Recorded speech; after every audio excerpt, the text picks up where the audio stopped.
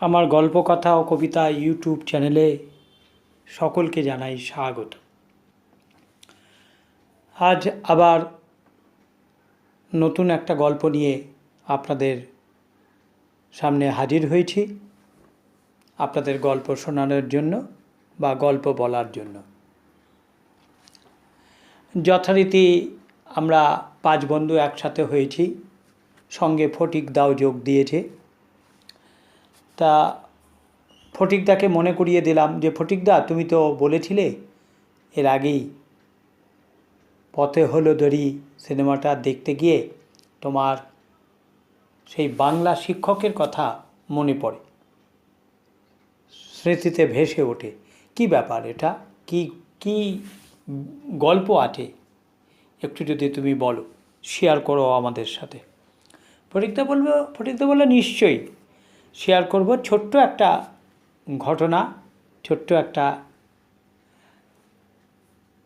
কাহিনী যা আমার আজও মনে পড়ে, হঠাৎ করেই ঘটে গিয়েছিল। আমি বললাম হ্যাঁ বলো, সেটাই বলো, ছোট্ট হলেও বলো। বললো দেখ, আজ তো বয়স হয়েছে, বিয়ের বয়সও পেরিয়ে গেছে, এখনো পর্যন্ত কোনো সুচিত্রা জীবনে এলো না। সুচিত্রা দরকার নেই, কোনো চিত্রাই এলো না। তো যাই হোক, সে যখন হবে হবে, ঈশ্বর যখন ঠিক করে রেখেছেন। কিন্তু এই কাহিনীটা বহুদিন আগেকার। আমি যখন মাধ্যমিক পাশ করেছি, সদ্য ক্লাস 11-এ উঠেছি, তখনকার ঘটনা। মাধ্যমিক পাশ করেছি, যেন মনে হলো একটা ল্যাজ গজিয়ে গেছে, একটু বড় হয়েছি। তা সিনেমা হলে পথে হলো দেরি সিনেমাটা এসছে, আমি দেখতে যাব। এক বন্ধুকে সঙ্গী করলাম, সেও উত্তম চিত্রার ভক্ত। তাকে বললাম, কিরে যাবি নাকি? সেও 11-এরই স্টুডেন্ট, মাধ্যমিক পাশ করে সেও 11-এ উঠেছে। বললো হ্যাঁ চল যাই। সিনেমা হলে গেছি, পথে হলো দেরি, দেখা হলো অর্ধেক, ইন্টারভেলের বেল পড়ল। তা আমার একটু টয়লেট পেয়েছিল। আমি বন্ধুকে বললাম, দেখ আমার একটু টয়লেট পেয়েছে, আমি একটু টয়লেট করে আসি। তো বললো যা। তা টয়লেট করতে যাচ্ছিস যখন, কিছু বাদাম টাদাম পেলে নিয়ে আসিস, কিছু খাবার টাবার পেলে নিয়ে আসিস, বাইরে যদি পাস। হ্যালো, আচ্ছা ঠিক আছে যাই, আগে টয়লেট তো করি, তারপর বাইরে বেরিয়ে যদি দেখি কিছু পাই নিয়ে আসবো। তা টয়লেটে গেছি। টয়লেটে গিয়ে আমি একেবারে মুখোমুখি আমার বাংলার শিক্ষকের নামটা করলাম না, শিক্ষকের নামটা নিলাম না, গোপনই রইল। আমার বাংলার শিক্ষকের তখন বেশ বয়স হয়েছে, 59+, একেবারে অবসরের দোরগোড়ায়। উনি ধুতি পাঞ্জাবি পরতেন, প্রায়শই সাদা ধুতি পাঞ্জাবি পরে আসতেন। লম্বা ছিলেন, প্রায় 5 ফুট 11 তো অবশ্যই। আমি স্যারকে দেখে চমকে গেছি, কি করব ভেবে পাচ্ছি না। স্কুল কাট মেরে সিনেমা দেখতে গেছি, মাধ্যমিক পাশ করে গেছি, লায়ক হয়ে গেছি ভেবে স্কুল কাট মেরে সিনেমা দেখতে গেছি। তা মানে কিংকর্তব্য বিমূঢ় হয়ে স্যারকে সেইখানেই ওই বাথরুমেই প্রণাম করতে গেছি। স্যার বলে উহু হু হু, আহা কি করো এটা, এটা ক্লাসরুম নয়, এটা বাথরুম, এটা বিদ্যালয় নয়, এটা সিনেমা হল, ভুলে গেলে কেন? আমি তখন তো সঙ্গে সঙ্গে আমার চেতনা ফিরেছে। আমি বললাম ও হ্যাঁ স্যার, ভুলে গেছি, এটা সিনেমা হল। তা আমায় বলছে তুমি স্কুল যাওনি, স্কুল কাট মেরে সিনেমা দেখতে এসছো? হ্যালো হ্যাঁ স্যার, এই বইটা দেখতে এসছি। বললো আচ্ছা, তাহলে আপনি স্যার স্কুল যাননি? বলে না, বলতে পারো আমিও প্রায় স্কুল কাট মেরেই সিনেমা দেখতে এসছি। আজকে আর স্কুলে যাইনি, একটু দেরি করেই বাড়ি থেকে বেরিয়েছি, একটা কাজ সেরে এই সিনেমাটা দেখতে এসছি। তা তখনকার দিনে ম্যাটিনি শোই আমরা যেতাম, তার কারণ বাবা মার ভয়ে ম্যাটিনি শো ছাড়া তো অন্য কোনো সিনেমা দেখার সুযোগ ছিল না। তা স্যারকে বললাম, ও আচ্ছা আচ্ছা বেশ ঠিক আছে। তা আমায় বললো, তুমি কি উত্তম সুচিত্রার বই দেখতে ভালোবাসো, বাংলা বই দেখতে ভালোবাসো? বললাম, হ্যাঁ স্যার, উত্তম সুচিত্রার ভক্ত আমি। বললো, ও আচ্ছা বেশ, তোমরা তরুণ বয়সের মানুষ, তোমাদের তো অনেক রকম পছন্দ থাকে, তাই আর কি জিজ্ঞেস করলাম। তা আমি বললাম, স্যার আপনি? বললো, হ্যাঁ আমি এসছি। উনি বেশ একটা সুন্দর কথা বললেন, বাংলা শিক্ষক তো, একটু কাব্য করে বললেন যে যৌবনের সেই দিনগুলো একটু মিলিয়ে নিতে এসছি গো, যৌবনের দিনগুলো যেন একটু ফিরে পেতে চাই, মন চায় ফিরে পেতে।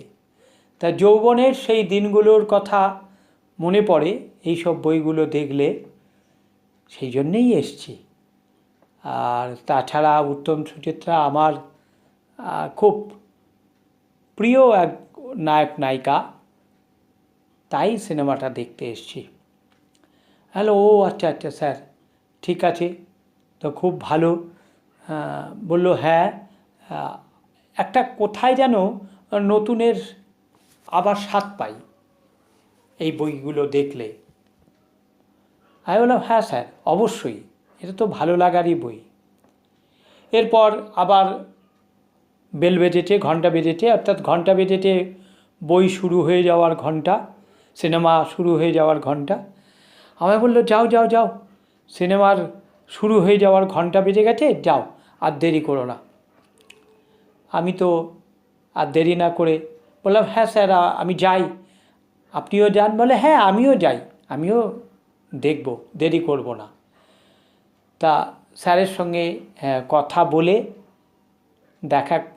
দেখা হলো, কথা বলে আবার চলে এলাম। যথারীতি এসে সিটে বসলাম। দ্বিতীয়ার্ধের সিনেমা শুরু হলো। বন্ধু বলল, কিরে বাদাম টাদাম কিছু পেলি না, নিয়ে আসলি না? বাদাম কিনতে যাবো কিরে, মুখোমুখি একেবারে বাংলা স্যারের সঙ্গে দেখা। বলে, সে কি? বলে, হ্যাঁ বলে, বাংলা স্যারের সঙ্গে, বাংলা স্যার সিনেমা দেখতে এসছে? হ্যাঁ রে, বাংলা স্যার সিনেমা দেখতে এসছে, তার সঙ্গে দেখা। বললাম যে, জানিস তো সেই বাথরুমে গিয়ে দেখা, স্যারও এসছে টয়লেটে, ঢপ করে একটা প্রণাম করতে গেলাম। স্যার বলল, উহু হু, এটা ক্লাসরুম নয়, বাথরুম, আর এটা বিদ্যালয় নয়, এটা সিনেমা হল। বলে, গাধা কোথাকার, স্যারকে দেখেই ভর্কি খেয়ে গেছিস আর গিয়ে প্রণাম করতে গেছিস? স্থানকাল পাত্র সব ভুলে গেছিস? বললাম যে, হ্যাঁ বলতে পারিস, স্থানকাল পাত্র সব ভুলে গেছিস স্যারকে দেখে। যাই হোক, বললো, কি বললেন? তা আমি স্যার যেগুলো বলল সেগুলো বললাম, আমার বন্ধুও শুনলো। তারপর যথারীতি সিনেমা শেষ হলো, সিনেমা দেখে বাড়ি ফিরে এলাম। তাই যখনই পথে হলো দেরি সিনেমাটা হয় বা দেখার ইচ্ছা হয়, হ্যাঁ তখনই এই আমার বাংলা শিক্ষকের সেই দিনের কথাটা মনে পড়ে। আমি বললাম, অবশ্যই, নিশ্চয়ই মনে পড়ারই তো কথা। তার হৃদয়ে নিশ্চয়ই ভালোবাসা আজও সেদিনও পর্যন্ত বিরাজমান ছিল। ভালোবাসার ঘর তো হচ্ছে হৃদয়, মন। যৌবনকালে সেই ভালোবাসা অনেক মানুষই নতুন করে পেতে চান বা উপলব্ধি করতে চান, সেই জন্যই হয়তো তিনি সিনেমা দেখতে এসেছিলেন। আর তিনি বাংলা সাহিত্যের মানুষ তো, ফলে আবেগী মানুষ, সেই আবেগ নিয়েই তিনি দেখতে এসেছিলেন। ফটিকদা বলল, ঠিক তাই। তবে এই স্যারের সঙ্গে একটা মজার কাহিনীও আছে, সেটা আবার অন্যদিন বলবো।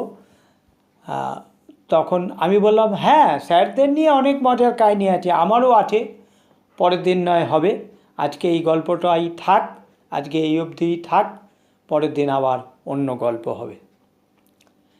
তা ফটিকদার সঙ্গে যে গল্প আজ হলো, সেই গল্পটাই আজ আপনাদের সামনে করলাম, তুলে ধরলাম। আজকের গল্প এখানেই শেষ হলো। সবাই ভালো থাকবেন, আমার চ্যানেলটিকে সাবস্ক্রাইব করবেন, লাইক করবেন এবং আপনাদের মতামত প্রদান করবেন আমার চ্যানেলে। নমস্কার।